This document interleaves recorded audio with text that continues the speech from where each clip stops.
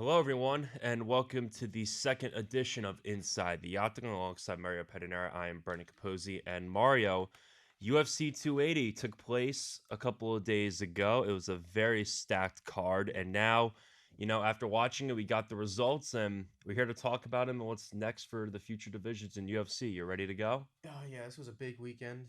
I think a lot of things uh, happened that could change the future for many divisions for a long time. Starting out with, the big upset of the night, Mm, obviously O'Malley and Yan, yeah. but we could start with Dariush Yeah, and so let's talk about Beneil Dariush, a top five contender in the white weight division. He won by a decision over Poland's Matisse Gamrot. What did you think about just that fight and Dariush coming off of that big like 13-month layoff after the injury? yeah, the layoff I guess made people a little bit nervous. Maybe it kind of also made people forget how good he was when he was rolling. But I think he just, uh, you know, got back, got back right back into his stride, picked up right where he left off, and he took care of what he needed to do. So he proved that he's still worthy of uh, his top ranking and that he's still worthy to be in the mix for contender. Yeah, he looked really good. He had a knockdown. He tried to wrestle on the ground a little bit. I really think that Dariush had a lot of pressure coming into this fight just because he was on that layoff and he's going up against a top contender moving up in the rankings. If he lost, like his kind of stock would have dropped.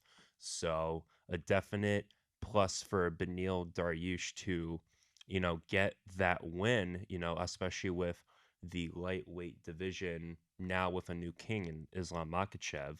So, Mario, let's talk about the second fight that was brought up in our pre-game show, if you want to call it that, about UFC 280. It was Sean O'Malley versus Peter Yan as we now move into the bantamweight division. And this is a fight that no one expected the outcome that I think the fighters expected, in which Sean O'Malley, ranked below the top 10, beats the number one guy in the world at Peter Yan, Former champion. and now he is the number one guy in the world, and Peter Yan drops to number two. After watching that fight, it could have gone either way. So, like, what were your takeaways, and how did you think, could have been scored differently, stuff like that? I think it was definitely a close fight, and yeah, maybe it could have been scored differently. But I feel like in terms of a fight like this, when you're a champion and you're fighting a contender, like I said before, with John Jones and people like Israel Adesanya, and say that some of their title defenses are like boring and like questionable. But I feel like if you're the contender, the challenger going up against the champion, you have to beat him and convincingly, like something like Kamaru Usman, Tyron Woodley, like something like that. Um, but with a fight like this with Peter Yan claiming to be the number one contender in the world, claiming that he's deserving of the belt, and all this after losing to Sterling, and now like his since their fight, his stock has dropped, and Sterling's is just on the rise. Like if you're someone like Peter Yan, you have to win this fight and you have to dominate Yeah. someone like this. Yeah. And what something I realized is Jan may have had more takedowns than O'Malley. I think O'Malley tried for one and wasn't successful. He's definitely Jan's definitely more well rounded, I Yeah, guess. yeah, but Sean O'Malley hurt him a lot. Yeah, he Like when wasn't afraid of when him. when you look at the significant strikes, O'Malley outnumbered him by a lot, and when you saw it live, the damage was a lot worse. He had Jan wobbling a lot, but definitely, there's an argument saying, I think it was the third round, he got O'Malley on the ground, and they're like, oh, it could have been a Jan win, but Sean might have had a couple more strikes that brought it into the judge's favor of O'Malley. So I think that's just a big fight in general because now, as you said, the division's kind of shaken up now. And, he Yeah, was the number one guy in the world. He was the former champion, and now he's starting to slowly like start from the bottom, if that makes sense. Now everyone's saying O'Malley is deserving of that title shot, but that's something people really want to see. I think they'll be That would entertaining. I be, think they'll be yeah, very entertaining, yeah. knowing that if O'Malley can beat one champion, he can always beat another champion. But I don't know if you heard this, Mario, but they were saying about potentially a Aljamain Sterling versus Henry Cejudo fight. Really. Henry Cejudo retired During the COVID pandemic, he defended his title against Dominic Cruz. He called it forever, but now apparently the rumor has it, it's not true, but he might be fighting Aljamain in February. What would your take be on that if that were to happen next for the bantamweight division? In opposed to where Sean O'Malley just beat the number one Yeah, contender, and O'Malley's not getting the title shot, you're gonna give it to a guy that's been off for a couple years. that is. I didn't hear about that. That's really strange. But how old is Cejudo? Cejudo's like mid 30s, Yeah, a little past 35 maybe. I He mean, again, he's been not active for a yeah, while. it's something like uh Conor McGregor coming back in and getting a title shot too. It's kind of I kind of don't fully agree with that. I guess. I mean, I guess Cejudo did go out on top, so I guess he's not gonna come back to just fight like the number one contender or fight like the Yeah. a top five Yeah. fighter. He's gonna come back for the belt. But I mean, I feel like if he challenges and loses the fight, I don't think you can. I don't think he can come in and just disrupt the whole Mhm. division. I mean, maybe that's what'll happen, but I feel like if he's gonna come back and he's only gonna fight again if he wins. Mhm. But Well, if that yeah. happens, we'll see. We'll see what happens with O'Malley. We'll see if he has another fight in Yeah. between that if he wants to. Yeah. Maybe him and Yan have another Yeah. fight. I don't know. Yeah. Because Definitely. another thing with Dillashaw too, like we don't know what's gonna happen Oh, with him. yeah. TJ Dillashaw. So, as we just talked about, that Jan and O'Malley fight and what it could potentially mean for O'Malley, even though that Cejudo might be coming back. Let's talk about that fight between Dillashaw and Sterling. It was the fight that I did not expect. TJ Dillashaw's shoulder popped out in round one. I thought it was going to be over in round one, but the ref let it go into round two. But it was just Aljamain got him on the ground and was just hitting it too hard. And it was a very shocking, it was a shocking fight because, Dillashaw, he came off that win against Corey Sagan and then he got hurt. And then, he was prepping all training camp. He looked like shredded. He was in the best shape of his life. And then unfortunately now to go against Aljamain Sterling, and kind of like just get destroyed. And he said after the fight, he's like, "I'm sorry for holding up the weight division." And when you think about it, he did hold up the division in some sorts Yeah, he's on a because three-fight losing because streak too. Dana White said as well he should have told us about the shoulder injury. He popped it about 10 times during training camp. So that's something that they should have told the UFC, and then the UFC could have put someone else in to face Sterling. I don't know. What are your thoughts on just the fight, the aftermath, stuff like that? Yeah, I mean, going into it, I definitely thought Sterling was gonna win. I feel like TJ's been, especially since the three-fight losing streak. I feel like with the injury too, like he's number five now currently. That's probably gonna Drop. yeah, it's probably gonna drop over time. You have other fighters like Corey Sandhagen, Rob Font, Cruz is still in there, Munoz, Song Yadong in uh, the top 10 rankings. So a lot's gonna change within from places 5 to 10. You also have Cheeto Vera. He's probably gonna be that may be if Cejudo fights Sterling, that may be O'Malley's fight, Yeah. and then they'll fight the whoever the champion is after that. But I feel like, especially if Cejudo does come back, and with Dillashaw losing and possibly having one more fight, and if he loses, he may like retire. But Yeah. a lot's gonna change in the bantamweight division No, I definitely think so. And when you look at the rankings now, O'Malley's at one. It is on a 10 fight win streak. yeah, Just and like now he yeah, was just wasn't even ranked and just catapulted yeah, himself to the top. and then you have Peter Yan and Marie Duishwali, and they're ranked tied for number two. And that's an interesting situation at the top of the division as well because Duishwali is actually Sterling's teammate in Long Island. So now they're saying they wouldn't want to fight each other, and Sterling would want to move up to featherweight at 145. So with him now tied for second in the rankings, that puts Dana White in a very interesting situation in terms of fights to make. Because you can just say, Cejudo, you've been out for 2 years. We're gonna give it to the kid that deserves it in Sean O'Malley. But then let's just say a Sean O'Malley loses, and it's Duishwali versus like Marlon Cheeto Vera, and Duishwali comes out on top. They don't want to fight. So it's a very interesting situation at the top because I personally think the fights to make are O'Malley versus Sterling, and then I think you do a number one contender fight between Vera and Duishwali. Mm-hmm. I So agree with that. it we'll kind of have to see how it plays out. I'm very interested to see what happens in the next couple months. But they were saying they want that to do that in February if it was Cejudo, and that's a quick turnaround for. Yeah, I wouldn't expect him maybe to come back until like May, but when you think about it, though, he really didn't have much damage to him at all.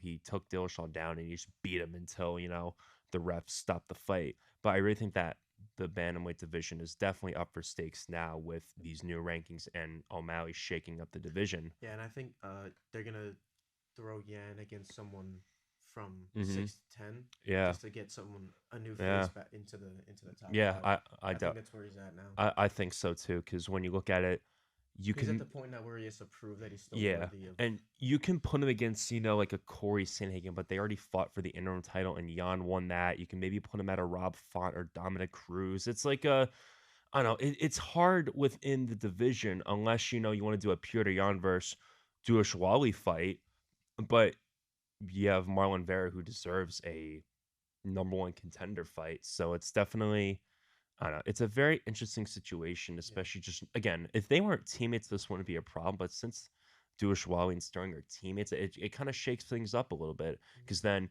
you could possibly have an interim title fight somewhere. Who knows where that could be? So it's a lot of moving pieces, and I'm very curious to see what's going to happen with that division. But now let's get to our main event. Let's move from the bantamweights to the lightweights. How we talked about Dariush winning against Gamrot, and now there's officially a new lightweight champion of the world, and his name is Islam Makhachev. Mario, what'd you think about that fight? I mean, I definitely didn't think it would go that way. I thought it would be. I thought Charles would. I thought Charles would win, and I was wrong about that because Charles got kind of dominated.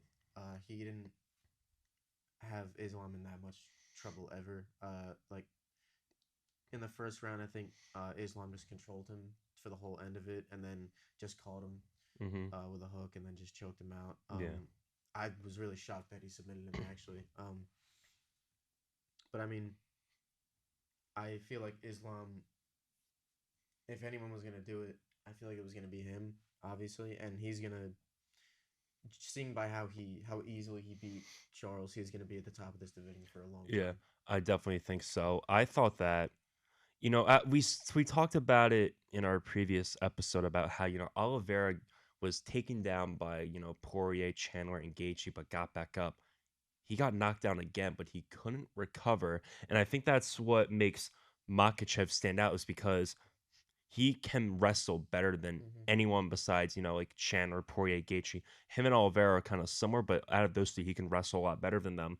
So I think that was a very interesting factor that came into this fight. And, just the way that he dominated Yeah, Oliveira, like just that knockdown and just the way to submit him too, everyone, including me, I thought that, Oliveira was going to have, this great, he was the first to the scale. He made weight at 154 and a half pounds.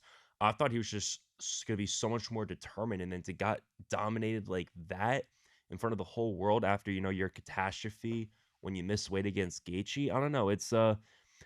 It was a surprising result from the former champion, Charles Oliveira. yeah. I think the fact that Islam also has been training with Khabib for years and years now, so long, Mm-hmm.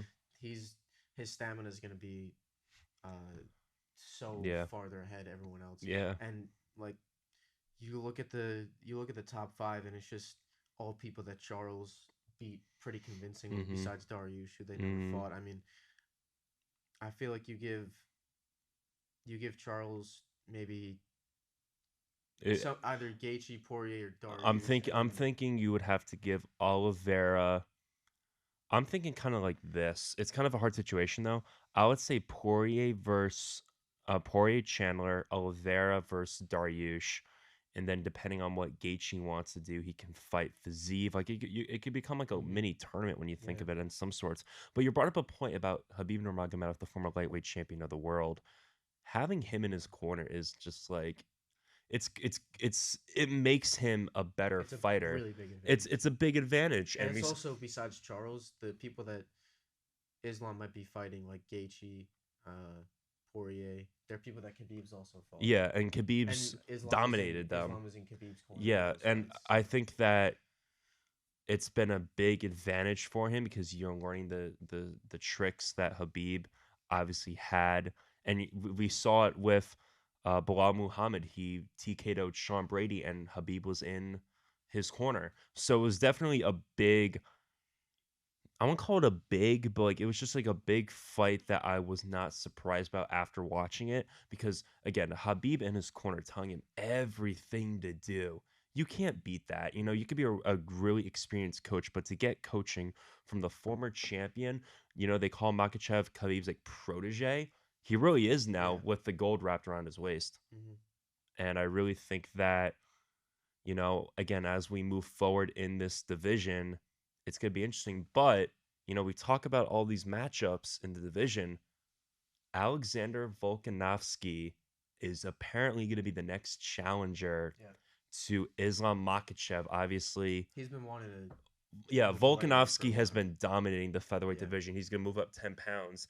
And So sort of like what Usman used to do, just lapping yeah, everybody. Like, and I think this is a smart move by Volkanovski because he can easily make that 10 yeah, pounds. And also, because he's been a welterweight yeah, before. and So also this is going to be fought in Perth, Australia, his home mhm. country. So I don't. I think personally, if this wasn't happening in Australia, he wouldn't have done it for a while. Maybe But not. I Yeah. think, you know, with him being fresh and Makachev basically fresh from that fight, I think they're ready to go. If that fight were to happen in February, what are your initial thoughts? Honestly, I really don't think there's a clear favorite because I mean you can make the case that it's hard for fighters to make a weight jump like that, but first of all, like um, Volkanovski has been a welterweight before, so it's Hmm. not really um, for him. I feel like it's not really that much of a challenge to Hmm. be, and he walks around at like around 200, 280 Yeah, pounds. Like yeah, he used to be over 200 pounds, yeah. so it's not really gonna be like it's it's such a it's such a Hmm. difference for him. Yeah. I mean, maybe yeah, like it's not gonna be like something he's never seen before because he's fought against welterweights before, Hmm. so Yeah. he's gonna be used to the size disadvantage. Yeah, I definitely think that, you know, he was a former, you know, rugby player. At one point, I remember reading he was over like 200 pounds. Yeah, So, like, this is definitely like a big step. I wouldn't call it a big step, but again, you're going against and Habib's protege. it's a good that I feel like they have similar styles too. Like, cause um He'll he's wrestle you different. Yeah, too. he's different than Poirier, Gaethje, Yeah. Charles Dart. Like he's pretty similar to Dariush, I Mm-hmm. think, actually, Yeah. because what he does, he can control you on the ground, or he can just dominate you in the Yeah. stand up and just TKO Yeah. you. It's a it's a really good Yeah, matchup. and I really think, you know, what makes this fight more intriguing is that it's going to be for the number one pound for pound fighter in the world. Yeah, Obviously, Volkanovski's at one, Makachev is at three. So I honestly think they're marketing this fight more than that from them for the title because that's what they've been saying all along. You know, I want pound for pound number one. Well, I want it. Okay, well, you can fight it, but also put and a you have belt on the Israel line. at number two. And you have Israel at number two, but I don't know. I think a him against Alex Pereira won't put him at that number one spot because again, Pereira's only been here for a while. I understand that Pereira has beaten him twice in kickboxing, but I think, you know, having those two fight is a definite plus, Yeah. and I think that it's going to be a fight that we are so excited for in 2023. So now, as we wrap up this episode, Mario, give me just a couple things that you're going to take away from this and how it's going to affect the UFC in the next couple of months. I mean, I think first starting with the Dariush fight, I think he's gonna be someone that if he's not getting the next uh, That- title shot, then he is gonna have one fight, and if he wins it, will finally get his title shot. Um, there's gonna be a lot of things that change in the lightweight division. Also, if if Volkanovski does win, that's that's good. gonna completely change both of the that's gonna change Mm-hmm. most of the two divisions in the UFC completely. Mm-hmm. So, um, and as for the bantamweight division, especially with what you're saying with Cejudo possibly coming back, it's gonna be real. It's gonna be kind of a weird period for Mm-hmm. those fighters that are kind of like in between. Mm-hmm. Like, I mean, it it's kind of like if Sterling and Cejudo fight, it's gonna be the top five. Just have like a, they're just gonna have to either fight each Yeah. other or just if they no one fights, then it's just gonna be O'Malley gets the next shot, Yeah. and then you have a number one contender Yeah. fight, and then we'll see how that plays out. Yeah. But Interesting. Yeah, yeah, I definitely agree. I think from what I'm going to take away from this event is, you know, obviously what is possibly next for Oliveira after he was basically beaten down. You know, it wasn't even a close fight. He got dominated. So I'm very interested to see what happens with that. Volkanovski and Makhachev in Perth, Australia for the pound for pound number one fighter in the world, the lightweight championship. Volkanovski trying to become a two-division champion. The last current person to do that was Amanda Nunes, who just won the bantamweight division back from Juliana Pena. And I really think that that is going to be just a landscape shift in the UFC because, again, you said it, it's going to affect two divisions. And my final thing that I want to bring up is what is going to be next for Sean O'Malley if, especially, Cejudo returns. Because it's either going to be he's going to fight for the title or, he's going to end up fighting, like a Marlon Vera for the second time or a Merab Dvalishvili. So I really think that with all the divisions, it's a big change coming up, especially knowing that obviously Dariush just also won and he's going to enter the top 5 in the rankings. So I really think that, this landscape of the UFC is going to change. And I'm really excited now for next month, UFC 281. Israel Adesanya is going to defend his middleweight title against Alex Pereira, a former foe. And we are so excited to talk about that within the next couple of weeks leading up to November 12th at Madison Square Garden. We'll get that episode out to you guys very shortly. For Mario Pedinera, I'm Brendan Capuzzi. Thank you so much for watching Inside the Octagon with this recap of UFC 280.